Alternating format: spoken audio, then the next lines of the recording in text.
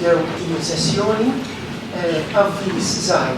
Il-professur Mifsud immedjatament wara din it-taħdita tiegħu għandu programm live.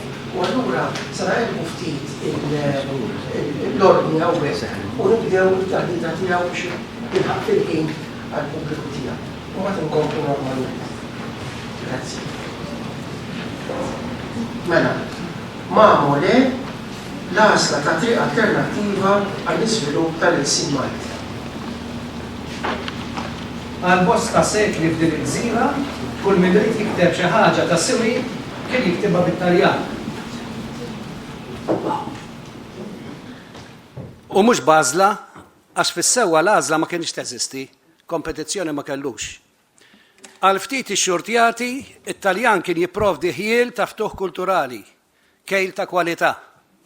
U kienu jgħozzuh għax kien l-uniku mezz ta' ħelsien miċ-ċokon tal-art u tal-idejat. Meta mbagħad waslet is-sija tal-Malti u bdiet il-ħidma biex tinbena tradizzjoni letterarja u lingwistika lil sienna, jolqtuna żewġ fatti ewlenin. Minnaħa l-sejħa għal kitba tal-Malti sabet bosta letterati fosthom Dunkarm, diġà mkissrin fis-sena tal-kitba bil-sien tant prestiġjuż pat-Taljan. Minnaħa l-oħra, dawn il-bennejja tal-Malti tant kienu mawmin fl-influenza tat-Taljan li ma kienux jafu għajr il-kriterji kritiċi, il-ġeneri letterarji, il-prinċipji estetiċi tagħha. It-Taljan kien l-aqwa u l-uniku mudell li setgħu jirrikorru għalih. U huwa il-Bużillis għaliex il-Malti l-sien beruq semitiċi. U għajla tista' trawmu billi tqedu għal irbit li mhuwiex skont in-natura tiegħu, ma tistax tqassmu tfasslu tikkodifikaħ fuq mudell lingwistiku għaljen għalih. Kien hekk li l-Malti miktub beda jiżviluppa fuq mudell li sabiħ kemm hu sabiħ ma kienx jixraqlu għax ma kienx skont qaddisu. Bil-maqlub ta' dak li kien issuġġerixxa Vassalli, il-Malti żagħżugħ kellu joqgħod mhux biss għall-ortografija imma wkoll għall-ġeneri letterarji Ewropej. L-iżvilupp lessikali, il-grammatika u mqar is-sintassi tiegħu bħala l-sim miktub inħadmu minn nies li ma setgħux iħarsu lejh ħlief bin-nuċċali tal-ilsna Ewropej. Mhux biss, imma bosta kwalitajiet tal-ilsna semitiċi li setgħu isebħuh u jagħnuh twarbu bħala elementi mhux mixtieqa tal-lingwa tat-taħdid. Għaliex iridu niftakru li din il-kodifikazzjoni tal-Malti laħqet biss il-Malti miktub. Fil-waqt li bosta elementi autentiċi tal-Malti li Manuel Magri ngħidu aħna kien ipprova jirrekordjhom mingħajr recorder fil-ħrejjef Maltin, għadhom ħajjin fuq fom il-poplu u jitħadmu ta' kuljum. Min jafiex forsi din l-autentiċità li ġġelna nissaħħru meta nisimgħu lil min jitkellem il-Malti sabiħ fl-irħula tagħna imqar kien briedem bla skola. Fl-1966 Pietro Paul Sajdon fil-kitba tiegħu Hebraico Maltese Notes jirrimarka: The Maltese writers, deeply imbued with Italian language and literature, can hardly escape when they write Maltese the Italian way of thinking and writing. It is in the lower strata of the population that one can find a more genuine form of expression. And so written Maltese became more and more wanting in originality and more strongly impregnated with foreign, non-Maltese and non-Semitic elements. Dak li nbeda mill-letterati imbagħad tkompla bis-saħħa kollha fl-iskejjel tagħna. Niftakar l-għallim tal-Malti, korreġina, jekk nibdew sentenza bil-konġunzjoni u, jew jekk kien qiegħed ħdej xulxin żewġ kelmiet bl-istess serq bħal verb u non-verbali tiegħu, sraq serqa, lajt qala. Niftakar argument li kelli mal-kapijiet tal-għalliema tal-Malti snin ilu għaliex azzardajt nissuġġerixxi li fis-sillabu jidħlu elementi tat-topikalizzazzjoni. Qalu li dak Malti kollokjali u ma jixraqx li jkun fis-sillabu, b'xorti tajba daħlu għalija il-fehmiet miktuba ta' Sajdon u ta' Nino Cremona. Dawn kollha u ħafna oħrajn huma għodot stilistiċi awtentiċi li jsebħu l-lingwa tagħna u li misna qed niġbruhom minn fomm il-poplu u nġedduhom. Għax l-uniku nuqqas tagħhom kien u għadu li ma jinsabux fit-Taljan jew fl-Ilsna Ewropej. Huwa sewa hawnhekk li jidħol is-sem kbir ta' Ġwan Mamo. Fl-għoxrinijiet meta kien qed jikteb, il-kota tal-kittieba tagħna kienu ferħanin, jekk mhux euforiċi, li qed jibnu din il-letteratura żgħira li fl-aħħar kellha tifdi lil Malti mill-inkejja tal-irredentisti. Ironikament, sa ċertu punt, il-Malti miktub ipprova jikkumbatti id-dominju tat-Taljan billi jurih kemm kellu l-ħila jitfassal fuqu. U Mamo le. Għal Mamo u miegħu ftit kittieb oħra bħal Manuel Demek, Manuel Magri u Dunxant Cortis, il-mudell tal-kidba Maltija kellu jitfittex, jinħareġ u jissawwar direttament minn fomm il-poplu. U mhux minn mudell est u mudell barrani. Il-Malti kellu jiftaħ triqtu bidejh.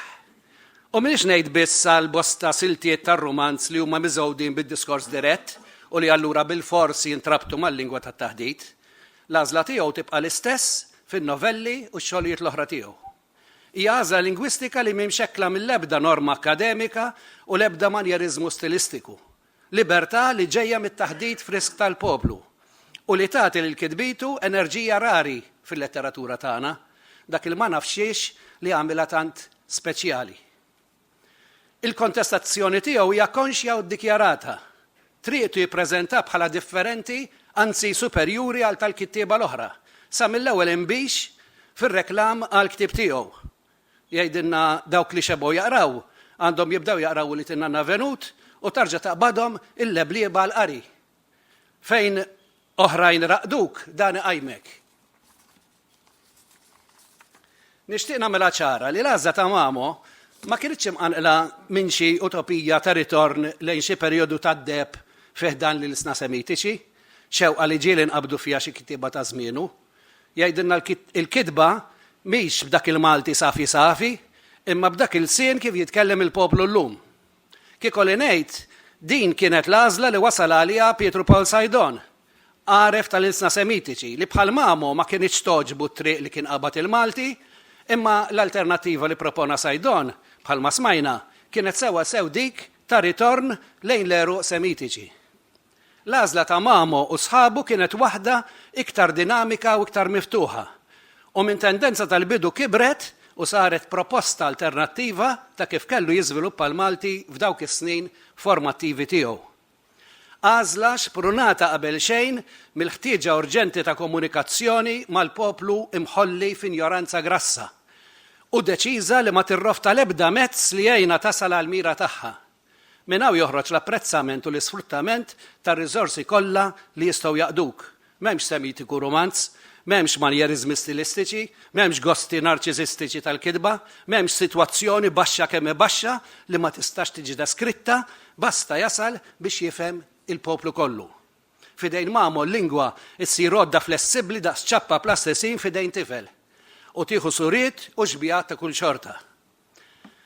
Jiena nħoss li wasal iż-żmien li ma nibqgħux naħsbu li l-lingwi jiżviluppaw fatalment f'direzzjoni waħda donna miktuba mis-sema u li r-rotta li ħalsinna kienet l-unika waħda possibbli. Kull pass fl-iżvilupp tal-sien huwa għażla, konxja jew mhijiex imma għażla. Għażla li twarbet li biha twarbet jew twarbu alternattivi. Il-ħsara ta' fehma statika bħal din ma tkunx daqstant għall-interpretazzjoni tal-istorja tal-sienna, daqskemm għal periklu li tista' tirrendina impotenti quddiem il-mistoqsijiet u l-għażliet tal-futur. Imma Mamo le. Mamo ma nqabadx fi triq waħda, Mamo tagħna alternattiva. U l-alternattiva ta' Mamo u sħabu tingħaraf u tingħażel mill-bqija foqsma ewlenin tal-użu lingwistiku. Fl-għażla lessikali, il-kitbiet ta' Mamo, qed ngħid għall-kitbiet letterarji u ngħidu aħna kliem itqala l-obstetriċja, u iktar f'dawk ta' Demek, il-kelliem tal-erba' tilsna u l-kelliem Ingliż, juruna proċess dinamiku ħafna ta' ħolqien lessikali, hawn għandna tassew fabbrika tal-kliem. Minnu kurjus fuq dan is-suġġett hemm teżi ta' Marija Zamit inħadmet ftit snin ilu dwar il-kreattività lessikali ta' Mamo. Veru mhux kollu kliem mibni skont il-kanone tal-grammatika ortodossa, imma dirett, immaġinattiv u jinftiem mill-kotra. Imqari t-terminoloġija grammatikali, għarida, li tant ħabtitna fl-iskola, tispiċċa maqluba f'din lingwa tħolija għall-poplu. Naħseb li kieku ddakarna xi ftit mill-kreattività għammiela tiegħu, illum konna nsibu ruħna wisq aktar ippreparati għal ħtieġa ta' tant termini ġodda. Fis-sintassi Mamo kemm il-darba jikkritika bl-ironija il-lingwa pompuża tar-romanzi ta' żmienu bil-binjiet migduda tagħha. Blatati, widen, kruet ta' wiġ geddum Katrin u isfel jgħidilna dawk li jiddilettaw bil-ġmil l-sim Malti. Nitolbuhom jixtarru ftit dawk l-aħħar 5 kelmiet. U l-istess fl-istilistika fejn Mamo spiss jagħtina siltiet ta' parodija li twassal sal-assurd, b'deskrizzjonijiet barokki u antropomorfistiċi. Bħal din, ix-xemx, sultan tal-ħolqien kollu, kienet ilha li telet minn xefaq il-kħajli orizzont xi siegħa u 5 minuti. Is-sema allura kien ċar daqs il-kristall, daqs l-ilma baħar, daqs dmuħ l-għajnejn. X'ġara iżda? Ġara li sħab beda jiftiehem, beda jemes waħda l-oħra, beda jixxierek, jingħaqad grupp, bħal dawk in-nies li tara kull filgħodu qudiem il-qorti. Riesaq ħelu u bil-mod il-mod jgħattija, jirġni. Hemm ħwejjeġ oħra li fihom it-triq ta' Mamo tinferaq minn dik tal-awturi ta' żmienu. Semmejna t-twemmin qawwi fil-potenzjal tal-lingwa tal-poplu bir-riżorsi dinamiċi tagħha, insemmu l-kuxjenza u l-għarfien tal-eżistenza tad-djaletti, varjetajiet li għal-Malti letterarju setgħu baqgħu moħbija, jew setgħu m'eżistewx. U żgur li ma nistgħux inħallu barra il-mertu kbir li għandu Ġwan Mamo fil-fatt li rnexxielu joħroġ u jirreġistra daqs kieku għamilha b'apparat modern, varjetà kbira ta' ritmi u intonazzjonijiet li joħorġu mill-binjiet sintattiċi tal-proża tiegħu. Fis-sewwa jiena nara li ħafna minn din il-mużika tal-lingwa Maltija qed tnejn bil-mod il-mod. U għandi biża' kbir li xi passaġġi tal-ktieb ta' Mamo ma jdumux ma jsiru irrekuperabbli għal qarrija Maltin u jsiru bħal partitura li ma nafux indoqquha. U tkun ħasra, għax forsi l-aktar ħaġa li tagħżel lingwa u tagħtiha t-timbru tagħha mhix il-ħsejjes u mhix il-kliem, imma il-melodija tal-kisriet nattivi tagħha. Għalkemm għandi stima kbira għal Mamo u għal dak li kiteb u dak li kiseb, ma rridx nippreżentah bħala xi monument imponenti anke għaliex bekk aktarx li nkun qed innaqqaslu mill-kobor uman tiegħu. Għal kontrarju tal-ittri tiegħu fil-gazzetti fejn jidher konvint u assertiv, jekk mhux ukoll propagandistiku, hemm momenti fil-ktieb meta jekk ninterpretom sewwa jinħass Mamo ħożbien u inqas ċert mit-triq li qabad. Huma ħafna l-argumenti li dwarhom Mamo għandu fehmiet konfliġġenti fuq l-ambjent Malti, fuq l-ikel tagħna, fuq l-għana, fuq id-djaletti, fuq l-ortografija Maltija. Isu żagħżugħ li hu jħalli d-dar li tantilu iħossa tifgaħ jitħasseb jekk hux qatt se jirnexxielu jibni waħda li tkun imqar tajba daqsa. Kif jista' qatt minn fom poplu ignorant u ġifa jislet u jibni il-sienek ħlejju hekk qawwi li jista' xi darba jittieħed bis-serjetà minn nies li għoddu. Ir-romanz tal-faxxikli tiegħi huwa romanz daqs dawk li nitmejjel bihom. Terġa' li tmur kważi waħdek kontra l-massa, kontra l-istituzzjoni, kontra l-akkademja, kontra l-Knisja u l-Gvern Ingliż fit-tletinijiet ma kienx ħaġa taċċajt. U rid tkun miġnun biex ma jkollokx qalbek imtertqa'. Jolqotni mument meta Mamo jipproġetta il-biża' tiegħu fil-karattru ta' Feliċ li huwa l-intelligenti u l-kejl ta' sħabu l-Maltin. Mument ta' ċaqlembuta, il-lejla kollha huma żguri mill-preżenza tal-ħares f'kamrithom u xhieda hija ċara daqs il-kristall. Intant Feliċ qam u qam sewwa. Huwa wkoll donnu qiegħed jara mostru ikreħ. Dik x'rasi bil-kappell fiha.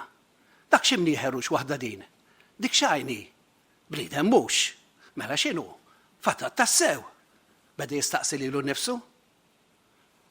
Feliċ, l-uniku wieħed li ma tantx kien jemmen bil-fatoti u ċajt ieħor, għaliex kien laħaq għamilha ma' xi tnejn minn dawk li jgħidulhom Dimekkjani, iż-żerrija ta' Malta l-ġdida, u neħħewlu xkora b'ċejjex tas-sigaretti jintnu minn edaka moħħu, tħawwad biex imiri lilu nnifsu stess. Imma qed jara bajnejh kif ma jemmix. Dak huwa xi ħaġa li mhux bniedem żgur u għandu l-għajnejn, l-imnieħer, il-ħalq u kollox. Dawk li neħħewlu dam minn rasu huma xi qabda karfa mażuni, eretiċi ta' tas-seklu, tas-setta, jew aktar xi wħud minn tal-partit tal-ħaddiema milli jtiru. Kif le? Bil-provi. Dan kollu bħala berqa għadda minn moħħ filiċ f'dak il-ħin. Ħin ta' kumbattiment miegħu nnifsu. Intant, l-għażla tat-triq tal-Malti saret. L-oħra, dik li kienu fasslu u sħabu, ma nfetħitx. Il-letteratura tagħna beqgħet miexja fit-triq provvidenzjali li kien tbiet minna hu. U l-mużika qawwija li kompona Mamo baqgħet ma ndaqqitx, marsusa bejn il-faxxikli tar-rumanzi tiegħu. Kif setet tindaq f'Malta tas-silenzji? Mamo le, qalulu. Mamo mhux tajjeb biex jidħol fl-antoloġija tal-proża Maltija, lanqas fis-sebgħinijiet. Se nagħlaq bil-fehma ta' rumanzi rewlieni fuq Ġwan Mamo u fuq min apprezzah minn leħen il-Malti tal-1936. U li tinnanna venut ta' Ġwan Mamo, siwi letterarju ma fih xejn. Seta l-kittieb kieku ried tagħna xi ħaġa aħjar, biħsibijiet aktar xierqa, b'kelma maħduma u mirquma aħjar, il-siem biżjed sena u inqas ħmieġ. Semmejnieh għax dal-aħħar dar-rumanz kellu l-unur jissemma mill-Ġeżwita Sutcliffe fil-madħal tal-grammatika. Sewwa jgħidu li aħjar kulħadd jażaq fil-għalqa tiegħu biss. Sinjuri, x'qegħdin nagħmlu hawnhekk dalgħodu?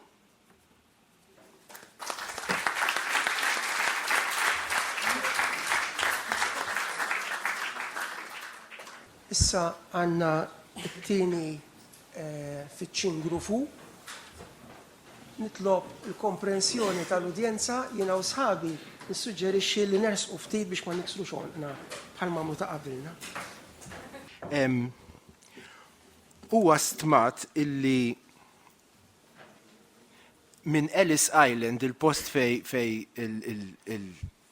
l-immigranti lejn l-Amerika kienu bil-fors irdu jieqfu qabel ma jidħlu New York.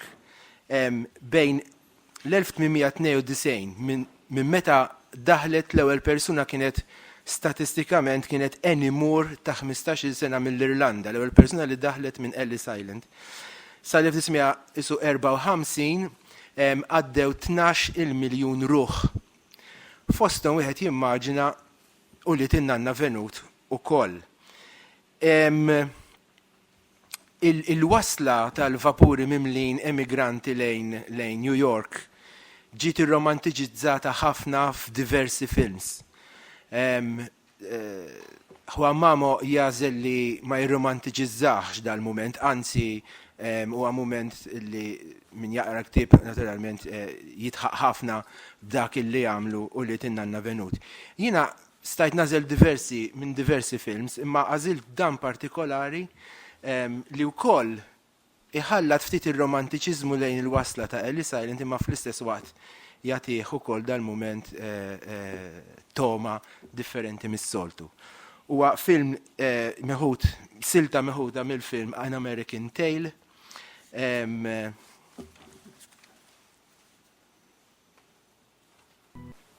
Issa għandna l-kontribuzzjoni ta' Clifford Joe Zara, Juan Mamo, lessikografu u ħallieq.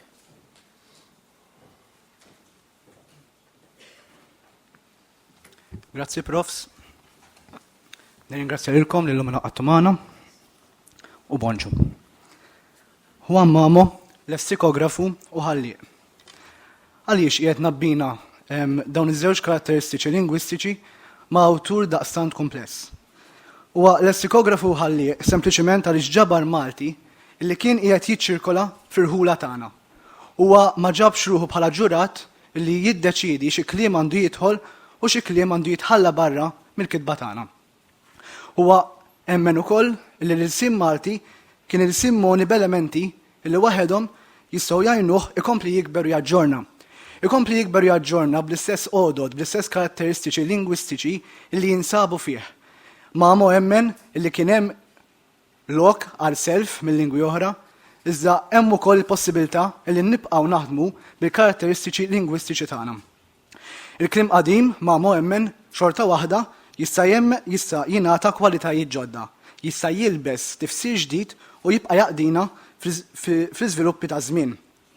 u għarriet isib bilanċ, ma kienx jaqbel li għanna nerġaw immorru għal-kliem li kien meqjus bħala żmien Zemzem. Mamo bħala ġabbar. Fl-introduzzjoni tar-romanz huwa jiddeskrivih bħala baħar ta' espressjonijiet kif tajdhom il-kotra illi ma jiex malma u mħollija fl-istat illi hi. Iqisu bħala maħżen ta' kliem minn niera sħiħa ta' kliem illi qiegħda tingħad fit-triqat tagħna. Mimlu wkoll kliem barrani bi pronunzja li qatt għal-Malti. Il-pronunzja Maltija il-Maltin spiċċaw sabiex awġu dak il-kliem illi kien jingħad fil-sna oħra mingħajr l-ebda għarfien ta' kif dan għandu jingħad fil-sna oħra u għamluh joqgħod għal-Malti. Il-vizzi diskursivi li ħallew lil-Maltin bot mill-iżvilupp, il-bot mill-li jiżviluppaw ruhom.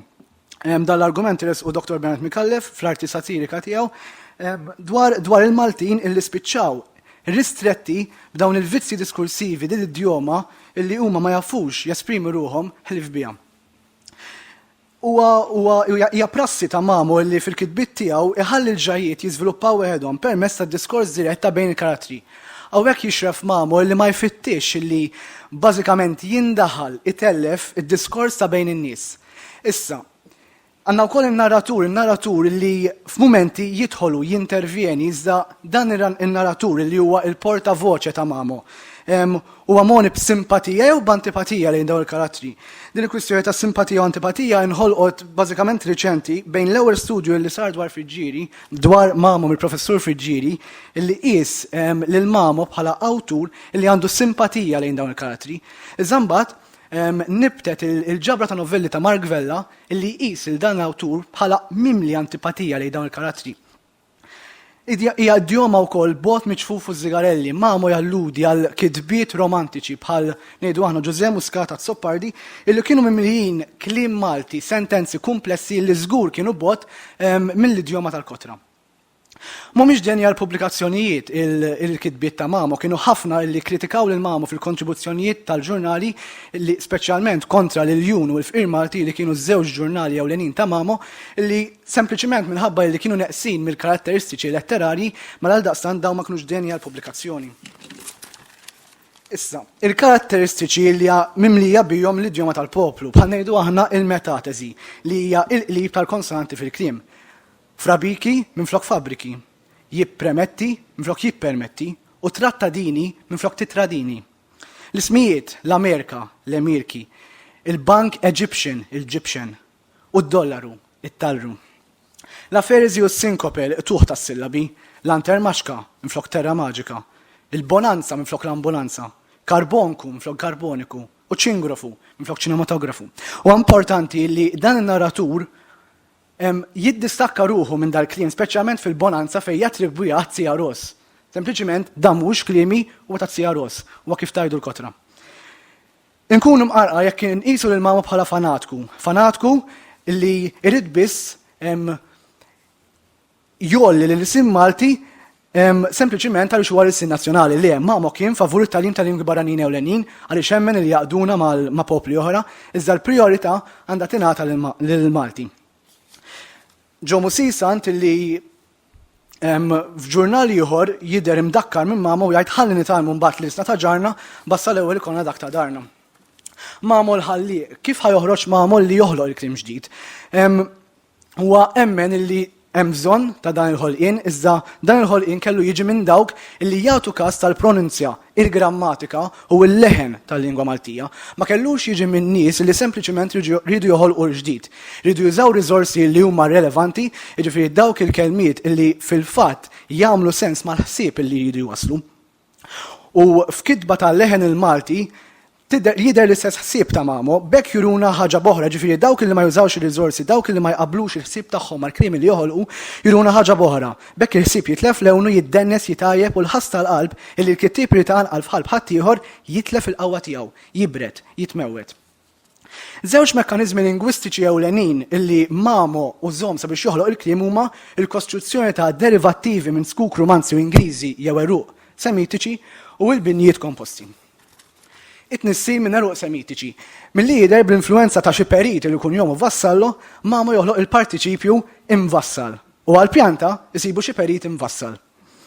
Nissir minn skuk Rumanzi. Milli jidher bl-influenza ta' xi perit li jkun jom vassallo, Mamo joħloq il-partiċipju imvassal u għall-pjanta isibu xi perit imvassal. Nissir minn skuk Rumanzi. Milli jidher bl-influenza ta' xi perit li jkun jom vassallo, Mamo joħloq il-partiċipju imvassal u għall-pjanta isibu xi perit imvassal. Nissir minn skuk Rumanzi. Issemmiet il-kelma l-estazi u jien estazi. Fil-fatt il-verb huwa jien estazi u hekk naraw illi minflok jgħid għaddej minn jinsab f'estazi joqgħod jaxxa, jiċċassa jien estazi. Jiffokusja, kemm ħarsu bl-ikraħ lejn minn illum jitħajjar jgħid xi kelma bħal jiffokusja u mhux jiffoka. Imma fil-fatt hawn tidher brabta ma' żammit Hammett jiffokusja bil-mitzok focus u mbagħad bl-użu tal-affissi. It-nissir mill-skuk Ingliżi, il-famuż Ingliżmanti tal-lum. Fil-fatt, dan Mamo użaħ ħafna sabiex juri l-influenza li il-karattri ġarbu fl-Amerika. Fil-fatt jintuża bil-qawwa kollha tiegħu x'in jitlu lura lejn Malta sabiex jiddassakkjaw ruhom minn dawk il-Maltin li intom bqajtu hawn. Aħna morna l-Amerika u ġejna influenzati minnhom. Jibboksja minn boxing u jiddrinkja. Permezz tal-Istat Kostrut, Mamo sab il-binja tal-Istat Kostrut bħala waħda tajba ħafna sabiex joħloq l-ekwivalenti ta' kliem li diġa kellna bħal ngħidu aħna vetrina, juża farxa ħġieġ. Farxa, professur Ġużea Kurina jagħtina bħala dik li xkaffa illi fuqha kien jinżamm il-ħobs ta' ġimgħa. U għalhekk jingħaqad il-ħġieġ u l-ixkafef u tinħoloq il-vetrina. Maħżnet il-flus, il-maħżna tal-flus mhijiex xi kamra, iżda huwa sempliċement is-sejf, il-kaxxa forti. U hemmhekk naraw ma' ġemm xulxin it-tlet il-nisel ta' 3 kelmiet, kaxxa forti mill-romanz, is-sejf mill-Ingliż u maħżet il-flus hija kollha kemm semitika. Nadda fiha l-imsaren, xemm li nadda fl-imsaren hekk mhux il-porga. Permezz tal-binja bta' u blin. Bħal ngħidu aħna minflok jgħid il-gravità jgħid il-ġibda tat-tol. Minflok il-pustier ir-raġel jqassam litri. Flok il-lenti, traduzzjoni litterari ta' magnifying glass il-ħġieġa li tkabbar. Kellu koll it-tendenza li jaqgħad kliem li individwalment kellu t-tifsira tiegħu iżda li meta jingħaqad flimkien imbagħad jikseb tifsira oħra bħal ngħidu aħna il-vjaġġatur esploratur, il-vjaġġatur dak il-ġerrej madwar id-dinja, l-esploratur dak li jitkixxef. Il-kliem skieken, il-kliem li jferi, il-kliem li huwa qawwi daq sikkina li tidħollu f'qalbek, il-kliem skieken. U l-fanali triqat mimlijin dwar tal-fanali. Karozza motor kien hemm diversi verżjonijiet tal-karozza ngħidu aħna il-motor, il-karozza tan-nar u l-karozza motor. Il-kamra dar hija fil-fatt id-dar li kellhom huma fl-Amerika kienet kbira biss daqs kamra u il-kontravelenu, l-antitodu, dak li jiddefendina kontra l-velenu. L-oppożizzjoni li sab Mamo ma kienx kejkna, kienet kbira. Fil-fatt Paolo Borx, waħda mill-korrispondi tiegħu jgħid, jiena qrajt kemm il-darba l-kitba tagħhom u sibt li lill-Franċiżi jgħiruhom Franzin u lill-Ingliżi Inglin. Miegħek jaħwan ma nkunx irrid ta' weżwieżi nimxi u għalhekk ħażin tagħmel illi billi lin-nista Malta aħna Maltin insejħu lill-Franċiżi u lill-Ingliżi twaqqagħhom għaż-Żuvjet billi sejħulhom Franzin u Inglin. Mamo qabad l-istess loġika, l-istess suffiss li nużaw għall-Maltin u l-Awċin u attribwih għall-Franzin l-Inglin, ġifieri Franċiżi u l-Ingliżi, għall-Asjatiċi, l-Ażin u l-Afrikin, l-Afrikani. Fil-fatt kien hemm saħansitra titli li semmew fosthom lill-istupidu huwa Mamo. Kienu jaru xulxin bi-stupidu u l-bqija tal-laqmijiet l-oħra tistgħu timmaġinaw. Issa, it-traduzzjoni. Mamo tħasseb kemm il-darba dwar l-użu tal-reġistri partikolari foqsma varji, bħal ngħidu aħna l-bidja, kien hemm bżonn ta' adattament ta' testi agrikoli għal Malti. Huwa enfasizza li jekk ma tkunx l-inizjattiva ta' individwi li jresqu dawn traduzzjonijiet, il-gvern kellu joħodha fideh u jqabbad individwu għal nifsu. Suġġerimenti fil-prattika, Mamo ma kienx lablabik, dak li kien jissuġġerixxi kien jagħti proposti għalih. Fil-fatt, għad diversi tipi ta' tenawta ippropona tenawta ħmajra, tenawta ħalib qattusi, tenawta xewkija, tenawta baħrija u tenawta xamija.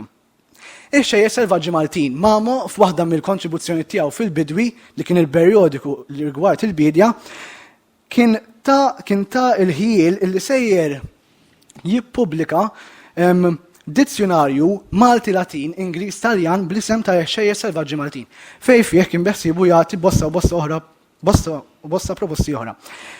Dan il-kwotazzjoni tiġbor fil-fatt kemm kien inkwetat dwar dan il-fatt. Nara pereżempju li mill-ismijiet ta' xejjex bil-Malti bqajna lura. Kważi kull nazzjon għandu l-ismijiet kollha bil-simi ta' kull ħaxixa li timbet fl-art tiegħu. Aħna il-Maltin bqajna wisq dajfa.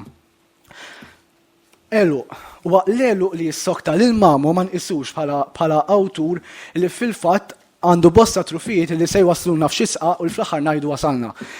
Huwa Mamo li jibqa' jinbet. Huwa dak li bħal jirriproduċa storja bl-istampa kolorita li ra, iżda ma ddejjaq xejn iżid id-daqqiet u l-pinzellati u l-isfumaturi kollha tiegħu sabiex joħloq stampa distinta. Grazzi ħafna u grazzi li kull min għamel din il-konferenza possibbli.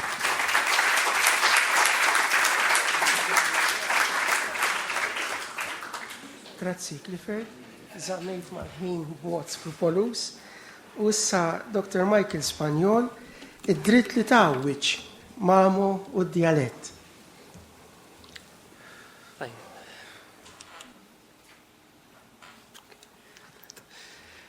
Mela, jien se nipprova ngħidilkom xi żewġ affarijiet fuq ir-rabta li hemm bej dialett u l-letteratura.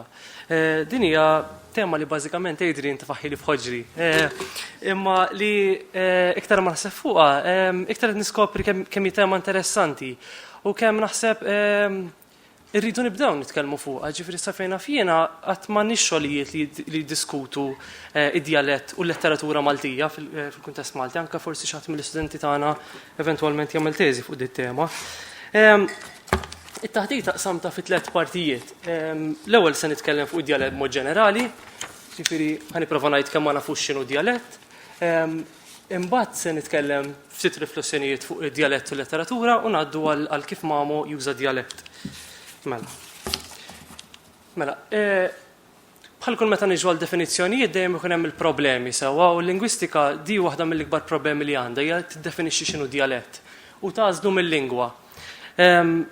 Normalment ngħidu li dialett huwa varjetà reġjonali li tikkaratterizza grupp ta' nies li jkunu ġejjin minn post partikolari. Il-lingwistika għandha viżjoni pjuttost ta' ugwaljanza li dialetti, ġifieri pratikament kull lingwa hija dialett. U tħares li kull kellim bħala kellim ta' dialett partikolari, ġifieri issa jekk da dialett huwiex urbani jew rurali, standard jew mhux standard, eċetera, dak huma kollha forom dialettali. U importanti ħafna lingwistika hija li l-ebda dialett huwa superjuri. Ġifieri meta nitkellmu fuq l-istruttura lingwistika tiegħu, id-dialett huma kollha l-istess. Li jista' jkollok huwa li xi dialett ikollu iktar prestiġju soċjali minn dialett ieħor. Issa, distinzjoni importanti ħafna l-lingwistika hija distinzjoni bej dialett u aċċent. Ħafna drabi meta nitkellmu fuq id-dialetti minħawdhom dawn żewġ kunċetti ta' dialett u aċċent. Importanti nażlu bejnietom, l-aċċent huwa differenza fil-kisra, differenza fil-ħoss, jiġifieri jkollok kelma bħal kollox, u jkollok jien naf xatt minn Marsa Xlok jgħidlek kullox, xatt minn Ħararawri jgħidlek killix, xatt minn Għawdex nimmaġina jgħidlek killex, eċċetera. Dik hija l-aċċent. Fil-kuntest Malti, bħalma jargumenta tant tajjeb il-professur Borġ għandu studju jargumenta mod konvinċenti li fil-każ Malti mhux aċċenti biss għandna ma' dialetti. Għaliex għax jivarjaw mhux biss fil-livell ta' ħoss, ġifieri mhux biss li għandek dar li xi ħadd jgħidha dur, xi ħadd jgħidha dor, eċetera, jew knisja li ħadd ieħor jgħidha knisja, jew Għawdex flok mimlija, ħafna drabi jgħidu mimlija, jew flok tarbija jgħidu tarbija. Mhux dik biss, imma għandek differenzi fuq kull livell lingwistiku, ġifieri għandek differenzi wkoll fuq il-morfoloġija kif nibnu l-kliem, hawnhekk hawn xi eżempji ta' kif nibnu l-plurali, pereżempju Għawdex jew kull min ikollu xi rabta m'Għawdex aktar xi jgħid torot flok torti, jew xi ħadd min-naħa t'isfel ta' Malta aktar lej Żejtun u Marsa Xlok flok tiġijiet jgħid tiġien, il-plural ta' tiġ. Jew inkella flok mhuwiex jgħid mijux, differenzi kif tibni l-kliem. Għandna differenzi oħrajn fuq livell sintattiċi, ġifieri kif indommu l-kliem wara xulxin. Pereżempju, dal-eżempju famuż Għawdex jgħidu naqta' x-xar flok naqta' xari, jew naħa taż-żuri u l-qrendi flok mhux qiegħed jgħidu ma qiegħed hawn. Sewwa. U differenzi fil-lessiku dawn huma aktar x'iktar popolari, ġifieri Żejtun jgħidu ma noċċa tajra għal ġugarell, Rabat jgħidu pizza s-sufarina, Għawdex ċombini, apparti ċombini jfissru wkoll il-labar tal-inxir, eċċetera. Sewwa daw juruna li Malta għandna dialetti mhux aċċenti biss. Issa, minkejja li l-lingwistika tħares il-lingwi bħala varjetajiet b'xi mod ugwali, il-perċezzjoni tal-mhux lingwista u ħafna drabi il-kittieb ma jkunx mitra tal-lingwistika hija differenti, ġifieri għandek differenza bejn il-lingwa u d-dialett. Il-lingwa aktar xi akbar mid-dialett, akbar kemm f'sens ġeografiku, ġifieri l-lingwa tkun mitkellma f'żona ħafna kbar mid-dialett u anke f'termini ta' popolazzjoni, ġifieri inti għandek il-lingwa li tkun mitkellma minn iktar nies milli jkun mitkellem id-dialett. Għandek din l-impressjoni li l-lingwa hija magħmula minn numru ta' dialetti, ġifieri għandek qisu mużajk b'ħafna dialetti differenti. Forsi l-iktar waħda mifrux hija di li l-lingwa hija l-forma korretta, il-pulit, u x'hekk ngħidu tkellem bil-pulit, waqt li d-dialett huwa li mawweġ, il-korrott, l-inferjuri sewwa. Hawnhekk hawn lista ta' aġġettivi li kien ġabar il-professur Borġ ta' kif nirreferu dialett bl-ikreħ, bil-raħli, bil-pastat, titkellem ċatt, eċetera. Differenza oħra li s-soltu toħroġ b'mod ġenerali fuq id-dialett hija li l-lingwa tinkiteb imma dialett le ma jinkitibx. Fil-verità dialett jinkiteb, jiġifieri jekk issaqsi inħobb insaqsi ħafna drabi l-istudenti hawnxin, jgħidulek aħna nitkellmu b'dialett u meta nibagħtu SMS xulxin bid-dialett ukoll nibagħtu għax hekk nibagħtu bil-Malti Standard. Ma taħdimx jekk jiena dejjem inkellmek bid-dialett li lek nibatulek bil-Malti Standard. Imma aktar xi jkun qed ifissru biha meta jgħidu hekk huwa li l-lingwa jkollha kodiċi stabbilit, ikoll ortografija stabbilita, waqt id-dialett ħafna drabi ma jkollux. Issa, l-użu ta' dialett fil-letteratura, jiena ġbart 3 punti li naħseb huma importanti. Li ħafna drabi d-dialett jintuża mhux fin-narrazzjoni, imma fid-dialogar, fit-taħdid dirett.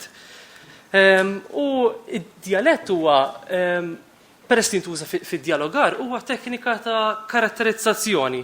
Ġifieri jintuża biex jagħti bixra partikolari lill-karattru li jkun qed jitkellmu.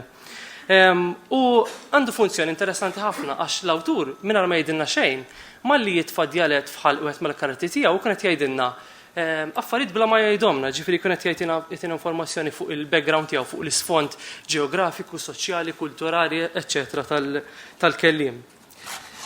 It-tieni punt huwa li d-dialett jgħin jorbot mal-punt li semma l-professur Joe Friġġieri dalgħodu. Ġifieri biex iwassal il-messaġġ il-karattri huma realistiċi. Il-dialett jippersonalizzhom, jitbiet mill-fiction li semma l-professur Friġġieri. Jgħinu lill-qarrej li jisma' dawn mhumiex mistħajla, jemmen itjhom ċertu kredibilità, jemmen li dawn il-karattri jeżistu. Kif qed l-ewwel jagħti karattru lill-karattri. Il-dialett ukoll iqanqal setta stereotipi u xek assoċjati ma' dak id-dialett partikolari. It-tielet funzjoni hija li d-dialett huwa għodda ta' kuntrast, jiġifieri bis-saħħa ta' dialett l-awtur joħloq kuntrast bejn il-kelliema, il-karattri li jużaw id-dialett u dawk li ma jużawx id-dialett. So diffmama toħroġ ċar. Ġifieri jista' joħloq kontrasti naf bejn nies tal-belt versus tar-raħal, tal-iskola versus mhux tal-iskola. Ta' dak li jaf imur man-nies versus dak minn wara l-muntani. Issa id-dialett fil-letteratura naħseb għandek 3 modi kif se tirrappreżentah, jew tagħmel rappreżentazzjoni fidila ta' dak li tisma', sawa tkun rappreżentazzjoni dettaljata ta' dialett. Jew tkun dialett totalment invventat, dialett li l-awtur joħloq totalment minn żniedu, jew taħlita ta' tnejn li huma. Da ssibu ngħidu aħna pereżempju fil-meta ċpar. Trevor Zara jagħmel xi ħaġa simili, ġifieri jibbaża dialett anke minn komunikazzjoni personali li kelli miegħu, ġifieri jitkellem ma' Kilin, kif kien juża dialett Kilin, u b'xi mod sawwar dialett minn żniedu. Di tat-taħlita tad-dialett insibuha ħafna fil-letteratura popolari l-iktar fis-serji tat-televiżjoni jew fil-kanzunetti, ġifieri kien hemm kanzunetta partikolari ta' Martin Sapiano kellu vers jgħid il-kwistjoni mhix il-lingwa, nuf nitkellem bid-djulett. Le, skużi, ma tufx titkellem bid-djulett, għax safejna fil-ebda djulett, il-kelma dialett ma jiksira għal djulett. Ġifieri jkollok dat-taparsi dialett li ssibu ħafna fis-serji ta' fuq it-televiżjoni. Issa, nota żgħira fuq il-kitba bid-dialett. Meta tiġi biex tikteb bid-dialett, l-ewwel qed tiddeċidi jien x'se nagħmel ħanikteb biss differenzi fil-ħoss, ġifieri ħajkollok kelma bħal naf li ħaniktibha nuf, jew ħan nirrappreżenta d-differenzi kollha li ssir fid-dialett, ġifieri dawk id-differenzi li semmejna fuq livell morfoloġiku, lessikali, sintattiku, eċċetera. Kif qatt qabel id-dialett aktarx ma jkollux sistema ortografika stabbilita, u da jagħmilha diffiċli biex tikdbu, ġifieri fil-kuntest Malti mill-istudji li saru fuq in-Naduri, Xlukkajr u Sannati, nafu li d-dialetti għandhom ħafna iktar vokali milli għandu il-Malti Standard. Ġifieri Normalment il-Malti standard kif qed taraw mill-istampa għandu 11 il-vokali differenti, waqt li n-Naduri għandu 14 il-ħoss vokaliku differenti. U dejjem ra diffiċli meta jkollok kelma bħal kutra sewwa li fin-Naduri tiġi kutra. Inti dak il-u kif se tirrappreżenta dak il-ħoss u li fil-Malti standard li f'kuntesti bħal fuq m'għandekx sewwa tikteb u doppja biex tirrappreżenta dak it-tul vokaliku, jew meta għandek kelma bħal meltemp sewwa fin-Naduri meltemp għandek dak il-ħoss li huwa bej A u E, kif se tirrepreżentah eżatt fil-letteratura. Jaddi xi kummenti dwar dan, Paul P. Borch għandu l-ġabra etnografika nistgħu nsejħula, nismagħhom jgħidu. Fejn jitkellem fuq id-diffikultà li tirrappreżenta djalett. Hawnhekk qed jitkellem fuq djalett Mosti u qed jgħid isma' jekk il-jekk tal-Mosti mhix eżatt jekk, imma kelli niktiba jekk, għax lajja jekk u laqas jekk hija xi ħaġa bejnietom. Waqt li f'każi oħrajn kellu jintroduċi sistema ġdida, ġifieri pereżempju qed jgħid fil-Mosti meta tajt fuq qisha xi ħaġa bejn fuq u fuq. Allura hu jiktiba fuq sewwa biex joqrob lejn djalett. Issa. Mela, Mamo djalett. Fil-letteratura Maltija ftit li xejn għandna l-użu ta' djalett, toddon fuq sobatit waħda l-użi ta' djalett. Apparti Ġwan Mamo, sewwa għandek l-Kilin fuq l-għajn ta' San Bastian li ġili juża djalett. Trevor Zaraf meta jqaċpar għandek il-Solli u l-Peppa li mbagħad jerġgħu jidhru fis-seba' tronġi tmewwija u jużaħ f'xi novella, u għandek il-Lino Bsajla fil-Baħar Ras Wibsa fej jużaw koll id-djalett fil-dialogar. Naħseb fil-kwistjoni fil-letteratura Maltija għandna żewġ tip ta' użu ta' djalett. L-użu konxju, kif nisejjaħlu jien, u l-użu nkonxju. L-użu nkonxju huwa dak li ssib ħafna drabi f'xogħlijiet ta' nies li jitkellmu djalett, ħafna drabi jkunu kittiba wċin. Pereżempju, Anton Buttigieg fil-poeżija fil-famuża Niftakar għandu dir-rima u l-ħeġġa ta' wiċċek ħamrani u l-mantar bajdani jitkaxkar mal-qija tal-korsija. Sawa jekk naqra bil-Malti standard, hawnhekk ma jirrimawx, ma jekk naqra bl-awċi. Korsija tiġi tirrima perfettament ma' qija. Dawn huma każi ta' użu inkonxju ta' djalett li ssibhom anke f'xogħlijiet ta' George Pisani u Mary Mejla. Issa mela kif ġa semmejna ħafna drabi jintuża fid-dialogar għalkemm Lino Bsajla qed jikteb jew kiteb ktieb kollu kemm hu bid-djalett Żejtuni. Din nistgħu naqbżuh l-eżempju ta' Trevor, mela. Issa, il-laħża tat-titlu, id-dritt li tawweġ. Jiena da jista' jinqara b'żewġ modi sewwa, jista' jinqara bħala id-dritt li tawweġ u xekk il-jett li tawweġ. F'din l-ewwel verżjoni kif taqrah toħroġ mix-xogħlijiet bħal ta' Kilin u ta' Lino Bsajla. Ġifieri daw intu taqrom l-impressjoni li ħadd jew l-interpretazzjoni tiegħi hija li jisu id-djalett postu hemm huwa naturali f'daw ix-xogħlijiet. Ġifieri meta taqra l-użu ta' djalett f'xogħol bħal ta' Kilin, tiggustah. Għax daw qed jagħti ipinġi kwadru tal-ħajja rurali ta' dari fejn jiddeskrivi affarijiet bħal kif kienu jiklu, kif kienu jikkomunikaw ma' tal-familja, kif kienu jilbsu, eċetera. Dan qed jiddeskrivi wkoll kif kienu jitkellmu. Inkluż id-djalett sewwa. Jiġifieri dan qisu jiġi dal-użu tad-djalett huwa id-dritt li tawweġ, ġifieri inti għandek id-dritt li titkellem bid-djalett. F'Mamo huwa differenti. F'Mamo huwa iktar id-dritt li tawweġ, li sar mawweġ, iktar milli il-jett li tawweġ. Għaliex, l-ewwel nett tajjeb li ngħidu li d-djalett għandu rwol ċentrali f'Mamo sewwa. Huwa mezz prominenti ta' karatterizzazzjoni. Oliver Frigieri fid-dizzjonarju jikteb Mamo jinqeda bi sfumaturi djalettali biex ilaħħam aħjar il-karattri mistutin mir-raħal Malti ta' żmienu. Apparti li laħħamhom, ġifieri għandu użu ta' letterarju biex il-ewwen ir-romanz, huwa wkoll għodda ta' kuntrast, ġifieri bis-saħħa ta' djalett jażel l-injurant mill-intelligent, jażel li naf li l-kalanċijiet u l-ġennakolijiet minn Feliċ, l-avukat, eċetera.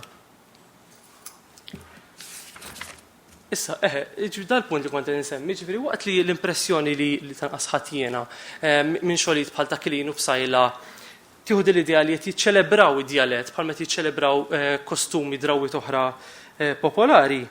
F'Mamo l-uż ta' dialett huwa mobbi, huwa loaded, huwa dritt li sar mawweċ. U wara li ważalt it-titlu kont qed nara l-qabel xejn u rajt li għandu dil-kwotazzjoni fejn jgħid skop li bih nittama li l-injurant mhux ħtija tiegħu jintabaħ bl-iżbalji tiegħu jisforza lilu nnifsu u jitqanżaħ jidritta qabel ma jidher quddiem in-nies barranin. Sewwa ġifri f'Mamo hemm din l-idea li qed nurik id-dialett biex titbiet minnu.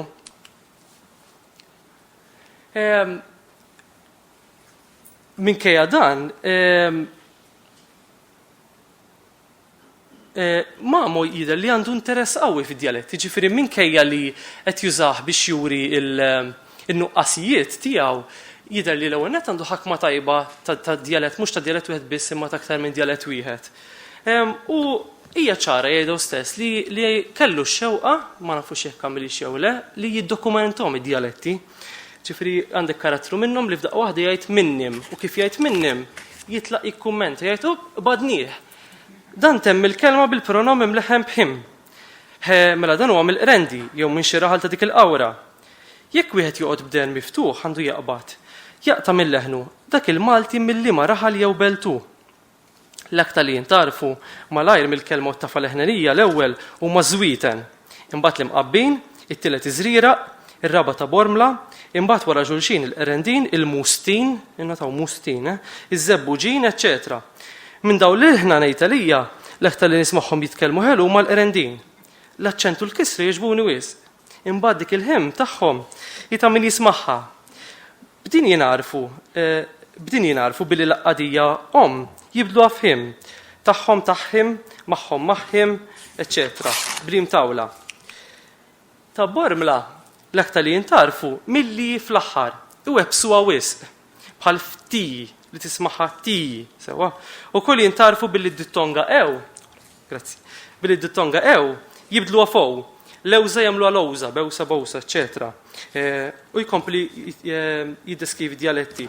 U fl-aħħar għandu dil-istqarrija interessanti jekk irnexxieli qatt nistampa d-dialettet tarħula kollha.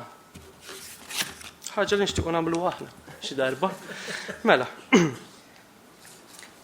Mamo u dialettet sewwa kif sejħilhom hu. Kif kont qed ngħid għandu ħakma għandu għarfien tajjeb ta' dialetti u huwa pjuttost konsistenti fid-dialetti u jikkumment iktar minn darba. Pereżempju jgħid li l-imqabbin meta jkollhom il-vokali i bejn żewġ konsonanti daw jippronunzjawha oj. Pereżempju ħabib isir ħabojb, sewwa salib isir salojb. Jekk huwiex konsistenti għall-aħħar ma naħsibx, ġifieri jiena qbad xi każi li emmulaw fejn għandek l-istess karattru daqqa jgħid salojb u daqqa jgħid salib sewwa jew Girgor daqqa jgħid kollox u daqqa jgħid killex. Mela.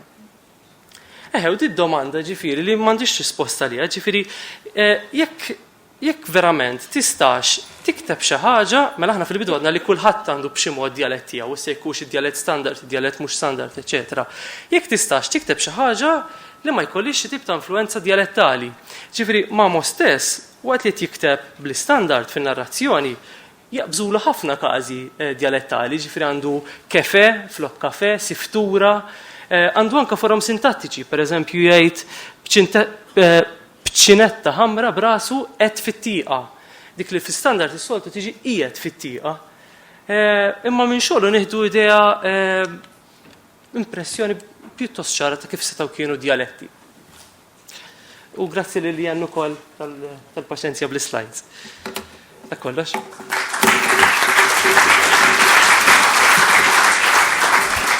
Grazzi Michael. Issa għandna l-Dr. Albert Gatt, Juan Mamo intraduċibbli. Noti fuq il-kirurġija plastika u l-letteratura. Grazzi. Qabel xejn kemm nagħti ftit kuntest għal dal-kontribut. Ir-raġun l-interess fil-traduzzjoni ta' Juan Mamo ġejja minn ħidma li għadha kemm bdiet letteralment milix ftit xhur kollox ta' biex nersqu lejn traduzzjoni għall-Ingliż ta' u li tinna venut. Hemm ħafna raġunijiet għalfejn qed isir dan, il-mażokkiżmu huwa raġuni ewlenija. Imma kif jgħid Mamo intant. Fl-2005 kien hemm rivoluzzjoni żgħira fid-dinja medika Għax grupp tobba ħabbru li rnexxilhom jagħmlu l-ewwel trapjant tal-wiċċ fuq ċerta waħda Isabel Dinwar, li kienet mara Franċiża li l-kelb litteralment kilila wiċċa. U fix-xhur ta' wara l-operazzjoni, Dinwar għamlet diversi intervisti fejn tefet xaq dawl fuq il-ħajja tagħha issa li kellha wiċċ ġdid. U t-tema rikorrenti f'dawn l-intervisti hija dejjem l-identità. Pereżempju Dinwar darba minnhom qalet hekk. Dik hija Dinwar. Before the operation I expected my new face would look like me, but it turned out after the operation that it was half me and half her. Li huwa interessanti għall-iskopijiet ta' dan il-kontribut huwa kif Dinwar wara dan l-intervent estetiku tal-wiċċ kosmetiku kellha tistqar li l-identità tagħha inbidlet u li saret xi ħadd ieħor u forsi l-iktar ħaġa interessanti li kellha wiċċ li ma jixbaħx lilha. Stqarrija li jekk ma tagħmel xejn tixħed dubju fuq l-idea predominanti fost il-pubbliku jekk mhux ukoll żgur li mhux ukoll fost il-membri tal-professjoni medika li l-kirurġija plastika hija biss ristretta għal wiċċ mingħajr ma tmiss il-ġewwieni. Li huwa xi ħaġa simili tapplika għal definizzjoni jew idea ta' traduzzjoni. Definizzjoni li naħseb hija x'aktarx mifruxa fis-sens komun biex ngħidlek. U li timmanifesta ruħha ħafna fid-diskors illi spiss isir dwar it-traduċibilità ta' ċerti xogħlijiet. L-eruq ta' din l-idea probabbli jinsabu fl-aħħar mill-aħħar f'idea ta' x'inhi l-letteratura nifisha. U minn dawn l-eruq hemm diversi friej li jimbtu fosthom l-idea li x-xogħol letterarju għandu sens tifsira jew qofol x'aktarx stabbli li tagħmel ix-xogħol suġġett għall-intervent kirurġiku kritiku li xogħol huwa li jmur lilin mis-superfiċjal dak li għandu x'jaqsam mal-wiċċ biex jasal għal qofol għal ġewwieni. U l-idea bħala konsekwenza ta' dan li l-għan ta' traduzzjoni huwa li tasal għal dan il-qofol u tippreservah imqar jekk il-wiċċ jinbidel. Issa sintendi dawn huma karikaturi li qed nagħmel hawnhekk, imma li interessani, speċjalment fl-okkażjoni tal-lum, huwa li nitfaħarsa lejn il-konsegwenzi ta' dawn l-ideat meta x-xogħol letterarju huwa wieħed li jirreżisti t-traduzzjoni. Għandi f'moħħi speċjalment dawk ix-xogħlijiet li mal-ewwel daqqatajn mill-ewwel jagħtuk x'tifhem li ebda intervent mhux se jirnexxielu jmiss biss il-wiċċ filwaqt li jippreserva l-qofol. U xogħlijiet ta' dan it-tip hemm bil-gżuz u argumenti dwar l-intraduċibilità tagħhom saru fuq li saru. Jiena dejjem jiġini f'moħħi f'dal kuntest xi ħaġa li darba qal li ħabib tiegħi Tunezin waqt intervista li kont qed nagħmlu x'qalli dwar il-Koran, qalli dan huwa ktieb li ma tistax tgħid li fimtu jekk ma qrajtux bl-Arbi oriġinali u meta taqrah bl-Arbi ma tistax ma tikkonkludix illi dawn huma frus li ebda bniedem ma kien kapaċi jikteb.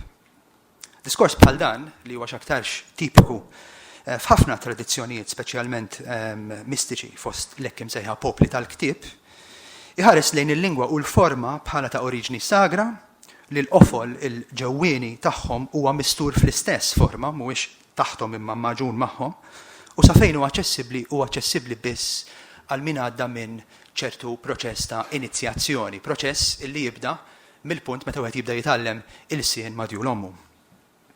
Imma dan id-diskors għandu wkoll ekwivalenti sekulari f'diskors li minn żmien għal żmien isir fuq xogħol ta' diversi kittieba. Pereżempju, x'kien intqal hemm ħafna minn dawn fuq Stefan Mallarmé, Jules Renard, kontemporanju tiegħu għal Mallarmé huwa intraduċibbli għal Franċiż.